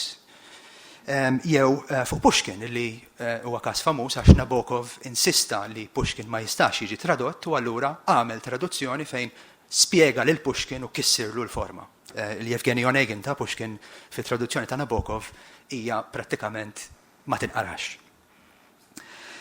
Ma wkoll issejjaħ intraduċibbli iktar minn darba. Hawn ukoll insibu element tal-istess sakralità, imma din id-darba dak li huwa ta' oriġni sagra li tagħmlu intraduċibbli mhuwiex hekk għax huwa mnebbaħ minn xi Alla, imma għax il-forma u l-kontenut huma ħaġa waħda integrali b'mod li s-sigriet tagħhom huwa aċċessibbli biss għal min għadda mill-proċess ta' inizjazzjoni. U dan il-proċess jinkludi mhux biss it-tagħlim tal-lingwa, imma anka dak il-proċess li bih wieħed isib ruħu parti minn narrativa ta' nazzjon. Għaldaqstant, mhuwiex sorprendenti li stqarrijiet dwar l-intraduċibilità spiss huma marbuta ma' sens ta' possess. Sentiment li fl-aħħar mill-aħħar jikkontribwixxi għall-immaġinarju ta' komunità esklusiva li taħal arrej huwa wkoll membru. Komunità li l-frontieri tagħha huma wkoll il-frontieri tal-ilsien kif darba suġġerixxa l-istoriku Benedict Anderson. Il-problema ta' xogħlijiet bħal dawn hija li ma jħalluniex inqaxru l-ġilda ta' barra mingħajr ma mmissu l-ġewwieni. Il-problema hi li ta' barra huwa l-ġewwieni għax il-ġewwieni mhuwiex imlibbes f'kodiċi kulturali, storiku u lingwistiku imma huwa maġun fih. Il-traduttur ta' dawn ix-xogħlijiet huwa bħal dak il-kirurgu illi fil-waqt li lan tal-intervent tiegħu huwa li jmiss il-wiċċ jiskopri li kif jaqbad l-iskalpell ikun qed ibiddel ukoll l-anatomija. Il-prodott, allura, jekk titraduċihom dawn ix-xogħlijiet se jkun prodott alterat, ħajkun ieħor. Issa, b'dan kollu fl-isfond nixtieq nifoka ftit iżjed fuq l-idea tal-intraduċibbli u mbagħad se ndura għal Nana Venut li dwaru nixtieq niddefendi fl-aħħar mill-aħħar żewġ teżijiet. L-ewwel nett li huwa intraduċibbli u t-tieni li għandu jiġi tradott. L-idea tal-intraduċibbli hija paradossali għal żewġ raġunijiet. L-ewwel waħda hija marbuta ma' dak is-sens ta' possess li wieħed iħoss lejn xogħol letterarju u r-rabta li għandu dak is-sens mal-immaġinarju ta' nazzjon. Bekk ngħidu aħna wieħed jitkellem fuq romanz għal kollox Malti. Il-problema fil-fema tiegħi tinsab f'dak l-aġġettiv. Għax dak li xogħol jagħmlu għal kollox Malti huwa din l-idea ta' kontinwità u stabilità per eżempju fin-natura sui generis u eterna tal-ilsien li huwa msawwar fih. U narrattivi li dak ir-romanz jagħmel parti minnhom.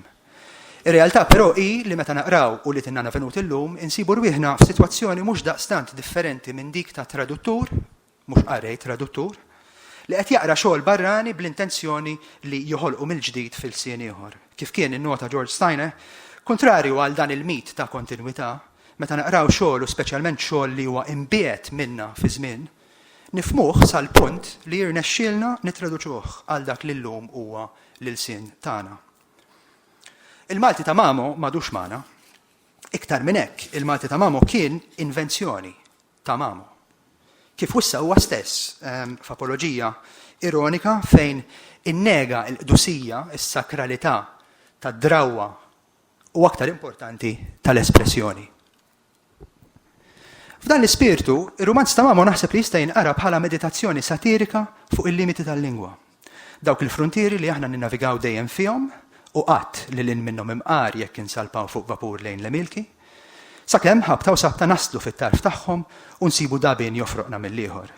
Ir-romanz huwa mimli b'dawn l-okkażjonijiet fejn il-melikon jinħass mill-Maltin bħala Malti u huma minn għalihom jifhmu ma jifhmux, fejn il-Malti jintilef fil-ħarsa vojta tal-interpretu fil-fabrika jew it-taħwit f'moħħ id-detektiv ħmeri. U l-qarrej Malti ta' uliet Nana Venut illum jinsab fl-istess sitwazzjoni ta' firda irreparabbli bejn u bejn il-karattri li jimerħu fir-romanz. It-tieni paradoss tal-intraduċibbli huwa dan li l-kunsens fil-prattika ħafna drabi imur kontra l-intuizzjoni. Mal-Armee, Pushkin, Joyce u ħafna nies oħrajn intraduċibbli fl-aħħar mill-aħħar inqalbu għal diversi lingwi. Forsi dan huwa sempliċement frott ta' ċertu pragmatiżmu, wara kollox għaliex għandek tiċħad lil qarrej li ma jafx ir-Russu li jaqra lil Pushkin imqar f'verżjoni inferjuri. Imma naħseb li dan l-argument għandu l-istorja bil-maqlub. Dan l-argument jinsa illi l-kanoniċità ta' xogħol letterarju ħafna drabi hija dovuta wkoll, mhux biss imma wkoll, għal fatt li dan huwa xogħol li ġie tradott u sar aċċessibbli. Din, allura, mhijiex ħajr verżjoni oħra tal-argument li t-traduzzjoni kienet u għada piece importanti ħafna fil-keffa li fiha niżnu u niġġudikaw il-letteratura. Il-paradoss fil-fema tiegħi huwa pjuttost li għadu jinħass il-bżonn li jsir dan l-argument li jmur lura mijiet ta' snin mill-inqas sal-era romantika u kittiba bħal Schleiermacher. Edith Grossman, per eżempju, traduttriċi f'Why Translation Matters, tħoss il-ħtieġa li tiddefendi it-traduzzjoni fi ktieb li ħareġ sentejn tlieta ilu, fil-waqt li tinnota li mhux biss it-traduttriċi għadha tista' tgħid moħbija wara x-xogħol letterarju, imma li għadna neqsin saħansitra minn lingwaġġ kritiku li huwa kapaċi iħares lejn ix-xogħol tradott bħala xogħol tradott. Ħafna drabi l-attenzjoni tingħata lix-xogħol letterarju kif għandu jkun, imma dan isir fil-waqt li jintesa li dak li ġie fl-idejn huwa prodott ieħor alterat. Fi kliem ieħor it-traduttur huwa inviżibbli. Kif innutaw ċerti nies fosthom Lawrence Venuti l-inviżibilità tat-traduttur tagħmel parti minn dik l-idea li semmejt fil-bidu tax-xogħol letterarju magħmul minn qofol stabbli bi ftit intietef kosmetiċi li wieħed jista' jissagrifikhom jekk mhux saħansitra jibdilhom għal forom li huma aktar familjari għalih. Din l-inviżibilità hija strateġika La darba traduzzjoni tostor l-intervent kirurġiku li nħolqot permezz tiegħu tista' toffri l-illużjoni li l-prodott finali ma għadda minn ebda alterazzjoni. Anzi ma kien miktub qatt fil-sini ħora xara il-ġewwieni għadu intatt. Il-valur ta' xogħlijiet bħalu li nitinna venut u oħrajn li bħalu issejħu introduċibbli mhuwiex li joffru blata soda eterna li fuqha tista' tinbena narrattiva nazzjonali. Il-valur ta' dawn ix-xogħlijiet huwa li filwaqt li jirreżistu t-traduzzjoni jixħtu xaqdaw fuq problema aktar ġenerali li hija l-problema tal-letteratura nifisha. U allura x'possibilità hemm li u li tinna venut jiġi tradott? Jew aħjar, x'jibqa' jekk minn banda nabbandunaw l-idea li dan għandu jibqa' xogħol għal kollox Malti, għal dejjem tagħna, u mill-banda l-oħra narfu wkoll li ebda traduzzjoni mi se tkun sempliċement verżjoni li ġor magħha xi qofol essenzjali li jinsab fl-oriġinal, imma minnaħa l-oħra laqas tista' tkun verżjoni naturalizzata fil-lingwa l-oħra. Immaġinaw il-Mamo f'daqqa waħda mlibbes ta' romanz Ingliż. It-tweġiba għal din id-domanda, jew daw id-domandi naħseb li għandhom jieħdu il-forma ta' preskrizzjoni għal prassi, għal kif wieħed għandu jersaq lejn xogħol bħal dan bil-ħsieb li jaqilbu. U naħseb l-aktar punt ta' tluq importanti għandu jkun illi dan huwa romanz intraduċibbli, ċuwe romanz li ebda intervent fil-wiċċ mu se jħallilu l-ġewwien intatt.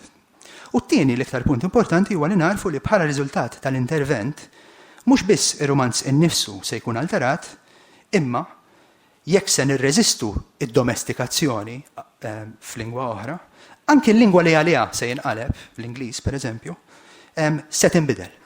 Bħalma l-Malti li r-romanz inkiteb fih u bih dan ir-romanz inbidel, bħalma bidlu huwa stess. Jiena kont se noqgħod imbagħad ngħid ftit affarijiet fuq il-diffikultajiet kbar li hemm biex titraduċi dan ir-romanz, imma smajtu qatt ta' diskorsi illi dwar pereżempju id-dialett, il-lessikografija, l-aspett lessikografiku ta' u li tinna venut u x'naf jiena illi naħseb daw il-punti jagħmluhom ħafna ħjar milli nista' nagħmelhom jien issa. Li nixtieq ngħid biss huwa se naqra biċċa tradotta għax isek tittamel ftit dewwa qabel li fleta nofsinhar.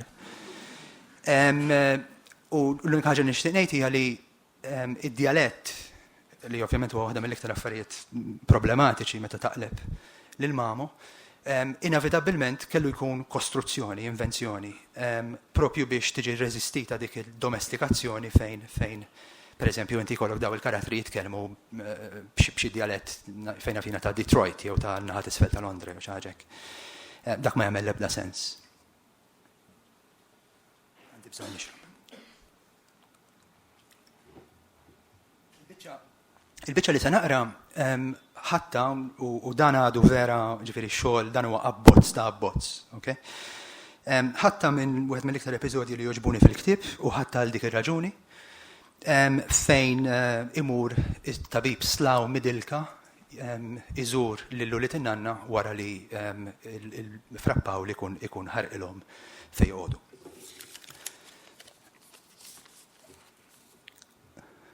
The wisdom of Dr. Slough McSmear. Dr. Slough arrived in the company of his Maltese Detroitian friends.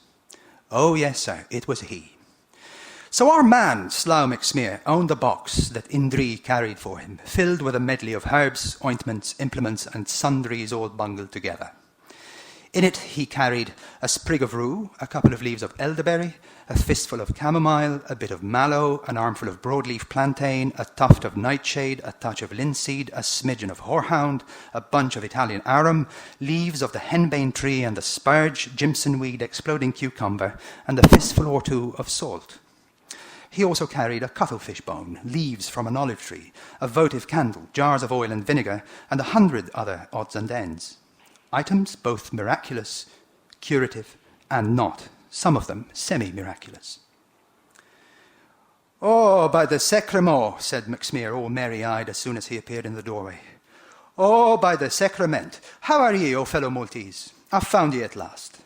Guess who sends their regards? Chandru, son of Buznaik, and that Sicilian, and his eyes popping all the while as he looked this way and that to maybe spot some chickens in this open woodland.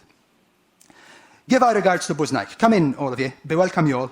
Come through, McSmear. A godsend, you are. The heavens bless you, give your life 100 years, and everything your heart desires. And all together they sang his praises, while Girgor spoke to him through teeth gritted in an "I'm What ails you, brothers, and what's up with you?" he asked Macon Break. "My legs, they are bad. I've gotten them out of joint." "Thunderation, never fear. I'll give you something to clean your bowel out. I mean, a thing as good as a laxative. Nothing but a broken wing you got there." "Doctor, sir," muttered Macon Break. "Doctor, sir, the way I see it, the world's no good. To start with, my legs are out of joint." Girgor burned his head. "Micey, because of that wardrobe that fell slam right onto him, has food stuck in his gut, and now he can't even pass a bit of water." Excuse me, are you following? I can't understand how this human body was made. "The human body," said the wise McSmear, "isn't proper made at all. Now your man feels a pain here, now there, now a root's been pulled and now a vein don't work, now a bowel's twisted, now the heart beats in 6s and 7s, now it's the liver, now it's the spleen, now it's the stomach, and what have you. This is all junk. The body should be made in one solid piece, one knotted mass without all this confusion. A door like you have in your home, just beneath the spare rib that was taken out of Adam. You put in there enough food for a week or a month, shut the door, and that's it. And no need to eat, drink, expel, get sick, and all that bedlam, and every single blessed day. That's no good." "Oh, Holy Mother, God bless, how clever this man is, eh?" said Gretz to the others, amazed. "But what of it? So this man Slough is worth listening to, his words worth attending to. What of it? Not one of those who read what he said would open his mouth in praise. The disease of envy is strong and rife among the Maltese. This one will cure us within the hour, if God will it, that is. He's too clever, Madoff. Whatever it is, how are you all?" And he turned towards one of them to query and observe.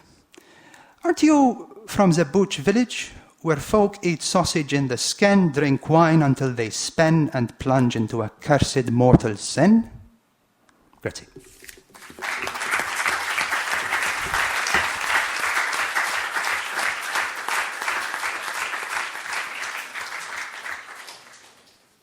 Grazzi ħafna, Albert. Adrian, ma nafx nagħmlux konferenza fuq it-traduzzjoni se jipproduċi. Għandna 15 minuta għad-diskussjoni.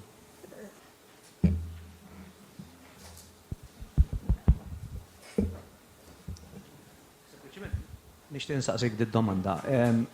Id-djalett li bih jitkellmu u li tinnanna huwa djalett imħallat, ċoħe maħluq artifiċjalment minn mamo, jew nistgħu b'xi mod nistabbilixxu li huwa id-djalett li tgħallem fit-tfulitu f'żositu f'ħalluqa.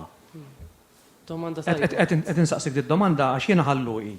Imma sfortunatament jiena ma nafx id-djalett tar-raħal tiegħi, jien naf nitkellem bl-istandard biss. U allura m'iniex kapaċi nwieġibha d-domanda. Forsi għandek xi insight fuqha. Hija domanda tajba li l-istess bħalek jien m'għandix tweġiba għas-sempliċi raġuni li ma nafux biżejjed fuq id-djalett ta' ħalluqa. Ġifieri huwa wieħed mid-djaletti li safajna fin s'issa ħadd għadu ma missu, ħadd għadu ma studjah. Jiġifieri l-iktar nistgħu nagħmlu huwa li naqbdu xi ħadd jitkellem id-djalett u nqabluh. Jidilli xi ħaġa tal-bidu kien għamilha professur Martin Zammit. Kien irrekordja wieħed jitkellem bid-djalett ta' ħalluqa u qal li hemm xebħ kbir bej il-forum li juża mamo u kif jitkellem kif jitkellem dan bil-ħalluqi tal-lum sewwa. Għax dik għandek di differenza wkoll li inti il-ħalluqi tal-lum jista' jkun huwa differenti ħafna mill-ħalluqi li kien jitkellem mamo u li ripproduċa mamo fil-ktieb. Diffikultà oħra hija li ħafna drabi hemm rubija kbira bej id-djaletti tagħna, ġifieri jien kemm il-darba nisma' lawċin u nsib forom li huma simili ta' żejtuni, ta' djalett li jiena l-qreb tiegħu. Ġifieri naħseb fil-kuntest Malti diffiċli tgħid il-forma esklusivament ta' dik id-djalett u tarfu li hija minn hemmhekk, sakemm ma jkollokx traċċi oħrajn se jikkonfermaw dak. Nafx jekk Albert għandu xi ħaġa jżid fuq. Carmenu? Carmela Zoppardi. Xtaqt nistaqsi, il-forum mawġin ħansejħulhom hekk bħal Melik Muni ċingru fuq huma djalettali jew ħoloqhom invenzjoni ta' mamo. U xtaqt nagħmel osservazzjoni jekk tippermettili dwar dan. Ġifieri dawn it-tawiġiet fil-fema tiegħi juru il-livell ta' għarfien tal-lingwa minn fejn qed jittieħdu dawn il-forom tal-popoli qed jużhom. Jiġifieri naraw li anka fil-Malti li qed nużaw illum kien hemm diversità wiġiet. Pereżempju minn ospedali ġibna sptar, minn qalberu ġibna qalblu, minn inspection box ġibna inspection. Jiġifieri ovvjament nonnotaw ukoll li dawn it-tawwiġiet fi żmienna jew ma' żmien aktar fi żmienna qed jonqsu. Għaliex il-poplu jkun jaf aktar il-lingwa minn fejn ġejjin dan. Minnaħa tiegħi naħseb illi kwestjoni ta' dialett jitkellem fuqha Dr. Spanjol. Però naħseb li minnaħa tiegħi illi ġibet lajn u ġbarthom fit-teżi tiegħi ġifieri dis-sena. Naħseb kienu għaliex kienu verżjonijiet li jiġbdu lajn minnhom infushom, li kienu għadhom strambi. Illi semmejt inti bħala albero jiġi jarblu, naħseb tant daħlu fil-lingwa illi ma bqajniex inqisuhom bħala strambi, bħala ġodda. U naħseb dik hija d-deċiżjoni. Issa x'aktarx jekk kienux parti mid-dialett, naħseb huma kliem illi fil-fatt jintuża fid-dialett. Minnaħa tiegħi. Minħabba li mamma joħloq ħafna forom ġodda, ġili jkun hemm forom li tibda tajt imma din hija forma dialettali jew forma li qalaħħa u minn żniedu. Ġifi pereżempju jekk ikollok il-plural ta' ħares ħarsien flok ħirsa. Dan hija forma li kien jisma'u madwaru jew hija forma li ħoloqu. Jiena fejn kollok singi flok snug, normalment il-plural ta' sing huwa snug u xek. Ikejt singi, din hija l-forma kif kien jużawuk li kien jisma'u madwaru jew li sawaru. U hemm ħafna minn daw li huma jibqgħu mistoqsija ġifieri naħseb jien. Jekk nista' forsi nżid xi ħaġa sajra fuq dak li qal Carmel fuq il-fatt li llum anke fil-Malti in ġenerali hemm tawwiċ inqas għax nafu aħjar il-kelma oriġinali fil-forma tagħha. Naħseb parti minn dak il-lum il-perċezzjoni ta' dialett huma kliem illi nqisuhom arkaiċi.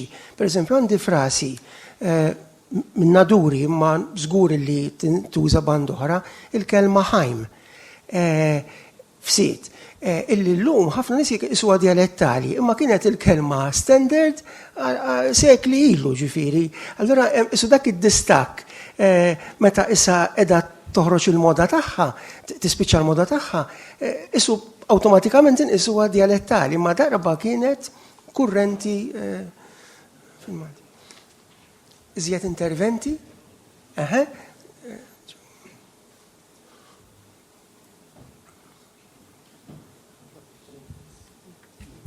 Ngħid esperjenza żgħira.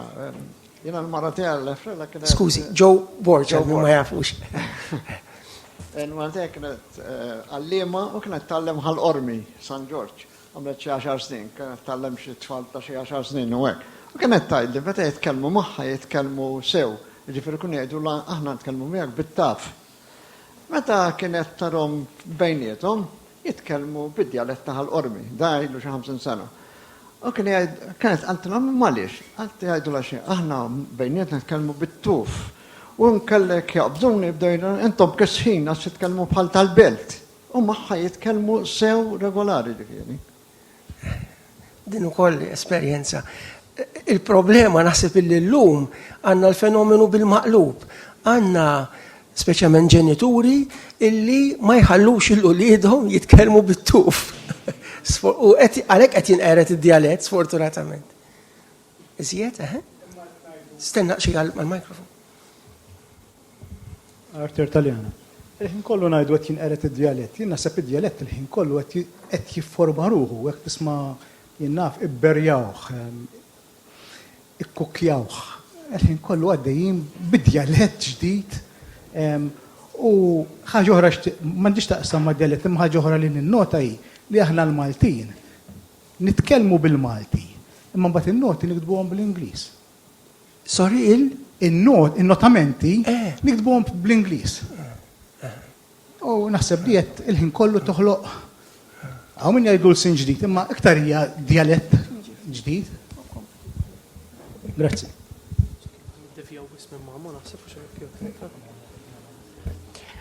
Id-dialett il-ħin kollu jinbidel u xek diki. Ħafna drabi meta nużaw jinqeret tkun li tant qed naraw jinbidel brata maġla. tant huwa ġifieri l-missier jitkellem differenti minn kif jitkellem ibnu, sewwa minn ġenerazzjoni għall-oħra li l-ewwel impressjoni tiġik hija li dat jinqeret, imma d-dialetti inkollu jinbidlu jiżdiedu. Ġifieri għandna forom ġodda wkoll ta' dialetti li huma Malti u Ingliż imħallat, dik hija wkoll varjetà tal-Malti li qed tinfirex kull ma jmur. Naħseb aħjar nagħmlu mistoqsijiet dwar Mamo, so x'hekk għax ħadd tiġi konferenza fuq dialetti.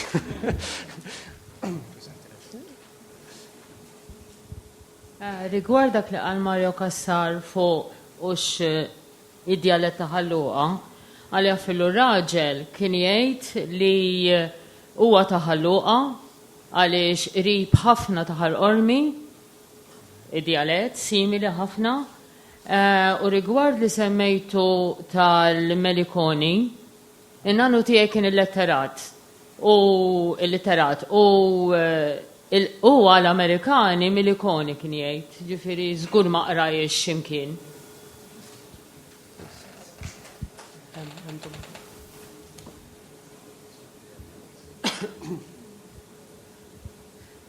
Xtaqt ngħid xi ħaġa fuq il-translation ta' Dr. Gatt li naħseb huwa mument sinifikanti ħafna fil-konferenza llum. Naħseb li ħaġa li realizzajt waqt li kont qed nisma' it-traduzzjoni li biex ix-xogħol ikun forsi jasal li jkun komplet. Waħda mill-affarijiet li rridu naħsbu fuqha mhux realizzajtha waqt li kont qed nisma' l-Dr. Gatt. Waħda mill-affarijiet li rridu naħsbu fuqha mhijiex biss it-tradizzjoni tal-ktieb, imma forsi wkoll it-tradizzjoni ta' kif aħna lqajna lil Mamo. Ġifieri xi wħud mill-kummentarji li qed nisimgħu illum, jekk dik it-tradizzjoni se tintlaqa kif forsi nixtiequha, naħseb hemm xogħol ieħor ta' tradizzjoni li rridu naħdmu fuqu. Nirringrazzja l-Dr. Gatt għax illum irrealizzajt dik. Thanks. Kull ma ħanejt huwa li naqbel fis-sens li naħseb inti jekk qed nifhmek sew qed talludi għal żewġ affarijiet meta titkellem fuq kif intlaqa' Mamo, minn banda il-mod kif dak li jkun jirrelata mal-fatt li hemm diskors bid-dialett li b'xi mod u għalhekk se jaħdlu kostruzzjoni sa ċertu punt għaliex dana qabad dialett u elevaħ b'xi mod għal status miktub. U dik diġà hija bidla fundamentali li kien id-dialett qabel sewwa. Imma hemm din ir-rabta li ħafna nies iħossu anke mal-fatt li hemm l-użu ta' dialett fil-kitba. Naħseb element importanti ħafna li traduzzjoni trid tippreserva hija d-distinzjoni, il-funzjoni li għandu dialett kultant fil-kuntest ta' romanz li huwa li dialetti appartieni lil ċerti karattri ma mhux lil oħrajn u dak huwa mod kif jiġu distinti minn xulxin. Però hemm ukoll l-element ta' mill-punt di vista ta' tradutturi, ġifieri, id-diffikultà li hija fil-każ ta' dialetti hija li minħabba li m'hemmx preċedent fil-lingwa li qiegħed naqleb għaliha, ġifieri l-Ingliż. M'hemmx preċedent għal dan id-dialett, preċedenti għal dialetti hemm kemm trid imma mhux għal dan. Inevitabbilment irid ikun hemm ġifieri b'xi mod forma ta' invenzjoni u inevitabbilment se jkun differenti ħafna milli huwa fl-oriġinal anki għaliex pereżempju ċertu titwil ta' vokali, ċertu diphthongization u x'naf jiena jaħdmu fil-Malti, jaħdmu fl-Ingliż ukoll imma f'postijiet differenti, allura il-kelma se tieħu forma differenti wkoll. Li għamilt jiena s'issa huwa wkoll li striħajt ftit, imma din m'iniex ċert minnha u parti mix-xogħol li rrid nagħmel huwa li anke nirrevedi daw l-ideati, ma s'issa li għamilt huwa striħajt ftit fuq il-Malti, l-Ingliż tal-Maltin barra. Ġifieri pereżempju fuq livell vera bażiku telfin ta' ħsejs bħal the mill-Ingliż, il-mod kif ċerti vokali f'daqqa waħda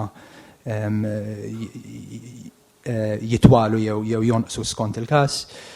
Però iktar minn hekk hemm ħafna speċi ħafna minnu huwa wkoll jiena li qed nipprova nagħmel l-istess ħaġa li rrappreżenta mama fil-kitba tiegħu imma b'kodiċi differenti biex ngħid hekk. Kif qed tgħid tajjeb inti hemm proċess ħieħ ta' riċerka li hemm bżonn isir anke fuq il-mod kif ix-xogħol ta' Mamo ġie milquh. Interessani ħafna nisma' lil Manuel Mifsud iktar kmieni għax milquh mhux biss minn nies li jaqrawh illum u anke mhux illum imma anke mill-establishment. Kien interessanti ħafna dak li għal ara ma' Manuel Mifsud minn xaħat li speċi essenzjalment jikkundanna ħax m'għamel xejn bil-lingwa. Fakkarni fil-fatt f'dak li kiteb Dr. Johnson fuq Lawrence Stern, effettivament l-istess ħaġa, ġifieri dan huwa xogħol letterarju li mhux se jibqa' xejn minnu għax Stern kif tafu kien għamel daqsxejn ta' violenza lill-Ingliż letterarju u mal-establishment dik ma niżlet xejn. Inħoss illi traduzzjoni ta' Mamo għall-Ingliż se tagħmel ftit iktar violenza għall-Ingliż, imma l-Ingliż jiflaħ għalih. Joseph Buħaġar, insaqsik naqra dwar it-traduzzjoni tal-ktieb. Taħseb li huwa l-Ingliż l-aqwa lingwa li jiġi tradott dan il-ktieb jista' jkun it-Taljan jew l-Ispanjol li tkun forsi lingwa aktar ideali biex jinbidel.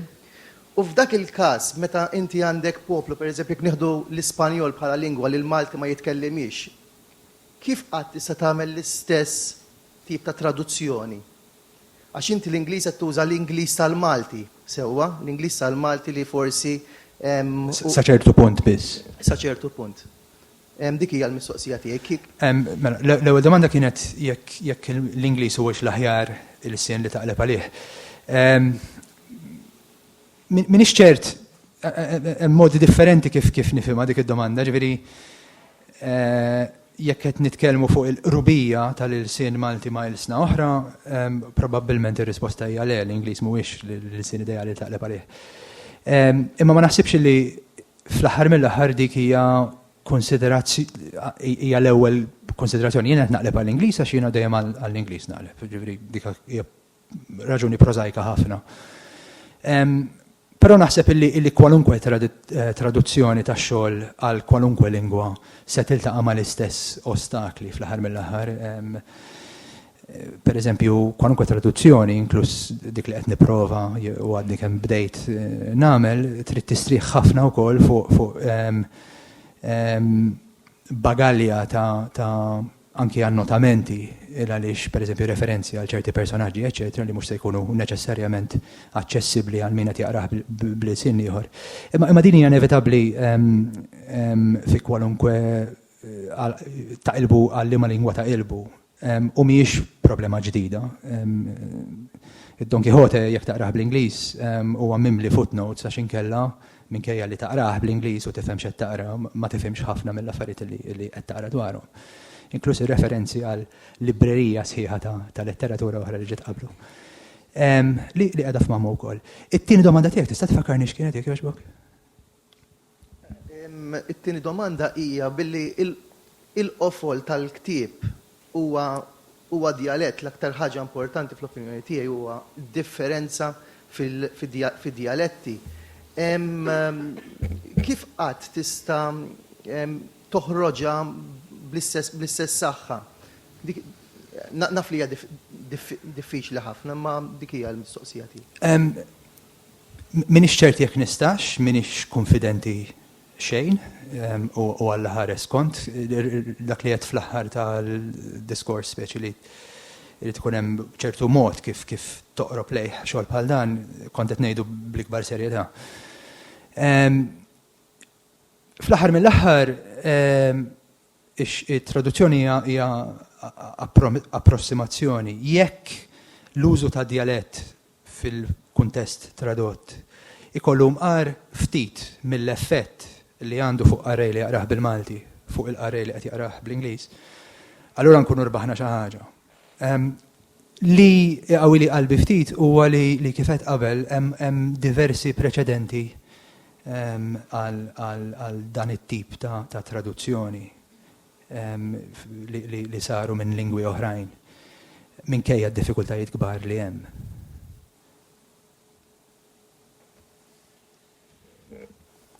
Qed nersqu lej il-massimu tal-ħin allokat għall-interventi forsi Stephen. Mistoqsija fuq it-traduzzjoni.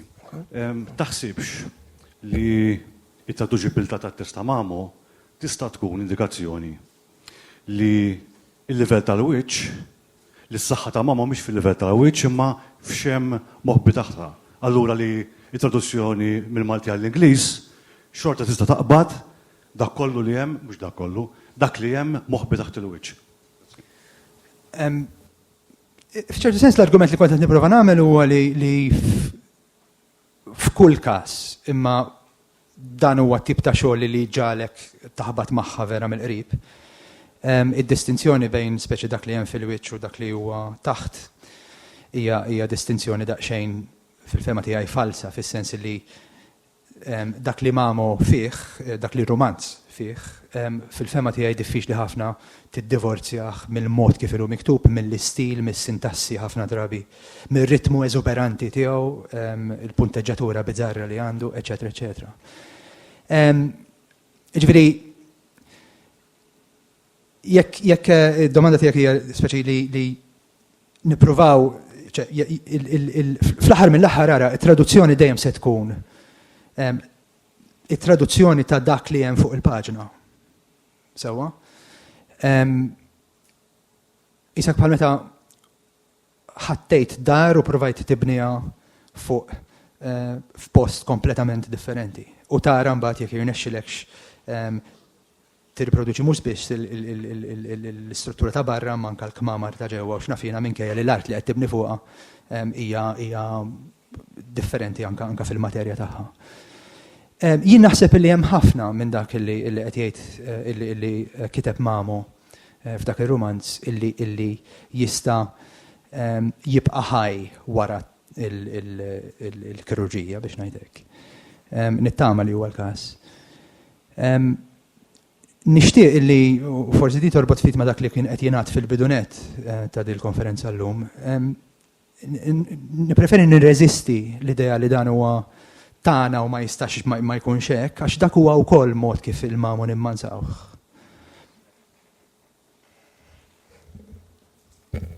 Forsi aħjar nagħlqu għalissa billi l-ewwel kellim mhux qiegħed hawnhekk Manuel Mifsud xtaqt forsi kemm niġbdilkom l-attenzjoni biex tiftakru ftit fit-tema tiegħu għaliex dnubi li tintilef għax naħseb jew waħda mill-iżjed importanti.